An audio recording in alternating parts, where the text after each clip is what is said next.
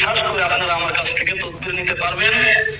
আমার হাতে কোরআন শরীফ, আল্লাহর কোরআন শরীফ শপথ খেয়ে বলছি, আমার তদবিরে কাজ হয় নাই এমন কোন রিপোর্ট আজ পর্যন্ত কেউ দিতে পারে নাই।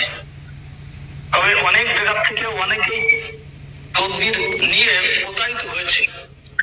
তাদের মধ্যে শিক্ষা নাই, তাদের মধ্যে এলেম নাই, কালাম নাই, আমল নাই। টুপি দাড়ি জুব্বা গায়ে দিয়ে বড় পিসাব হয়ে দরবার বসে আছে, তদবির দিতেছে, অথচ তাদের তদবির কোনো ফলাফল হচ্ছে না। আজকের বিষয় হলো, যে সমস্ত মা বোনদের স্বামী পরকীয়ার সঙ্গে যুক্ত এবং যে সমস্ত ভাইদের স্ত্রী পরকীয়ার সঙ্গে যুক্ত, এই বিষয় নিয়ে কিছু কথা বলতে চাই। এই গুনাহের পথ থেকে ফিরিয়ে আসার জন্য, এই বিষয়ে তদবিরের জন্য অথবা এই বিষয়ে আমলের জন্য আপনারা আমার সাথে যোগাযোগ করুন তদবিরের জন্য। আসসালামু আলাইকুম ওয়া রাহমাতুল্লাহি ওয়া বারাকাতুহু। নাহমাদুহু ওয়া নুসাল্লি আলা রাসূলিহিল কারীম, আম্মা বা'দ। আউযু বিল্লাহি মিনাশ শাইতানির রাজীম। বিসমিল্লাহির রহমানির রহিম। ওয়া নুনাজ্জিলু মিনাল কুরআনি মা হুয়া শিফাa'un ওয়া রাহমাতুল লিল মুমিনিন।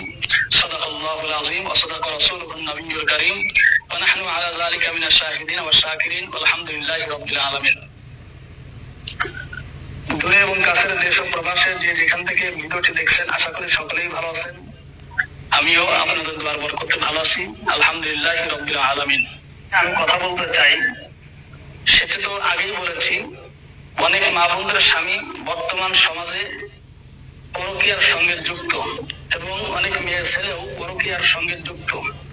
আপনি কি একবার ভেবে দেখেছেন যে পরকীয়ার শাস্তি কাল কিয়ামতের ময়দানে মুসিবতের সময় আপনার কি ভয়াবহ হতে পারে?